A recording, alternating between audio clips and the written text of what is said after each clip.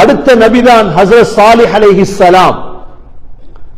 சாலிஹ் அலைஹிஸ்ஸலாத்துக்கு அல்லாஹ் 250 ஆண்டுகள் ஆயுள் கொடுத்திருந்தார். சாலிஹ் அலைஹிஸ்ஸலாம் 280 ஆண்டுகள் உலகத்தில் சாதனை செய்து வெற்றி அடைஞ்சிட்டார். இல்லைன்னு அல்லாஹ் குர்ஆன்ல புகழ்ந்து பேசியிருக்க மாட்டான். இதே நேரம் ஃபிரௌன் நீண்ட காலம் வாழ்ந்தவன், அவன் அல்லாஹ் புகழ இல்லையே. ஃபிரௌன் நீண்ட ஆயுள், ஃபிரௌனுடைய நீண்ட சொத்துகள், அதிகமான சொத்துகள்.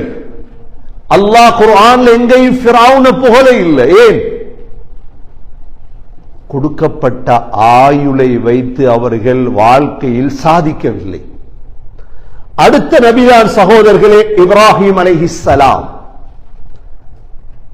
இப்ராஹிம் அலைஹிஸ்ஸலாத்துக்கு அல்லாஹ் கொடுத்த ஆயுள் 175 ஆண்டுகள். 175 ஆண்டுகளில் இப்ராஹிம் அலைஹிஸ்ஸலாம் காபத்துல்லாவை கட்டி, மஸ்ஜிதுல் அக்ஸாவை கட்டி, உலகத்தில் பெரும் ஒரு சாதனை நிலைநாட்டிட்டு வஃபாத் ஆயிட்டார். ஹஸ்ரத் இப்ராஹிம் அலைஹிஸ்ஸலாம் அவங்களுடைய காலத்திலே வாழ்ந்த அவருடைய சாச்சாவுடைய மகன்தான் லூத் அலைஹிஸ்ஸலாம். லூத் அலைஹிஸ்ஸலாம் அவர்களுக்கும் அல்லாஹ் அதே ஆயுளை கொடுத்திருந்தார், 175 ஆண்டுகள். லூத் அலைஹிஸ்ஸலாம் 175 ஆண்டுகள் செய்த சாதனை சத்தூம் நகரத்திலே, ஜோர்டானிலே சாதித்தார்கள்.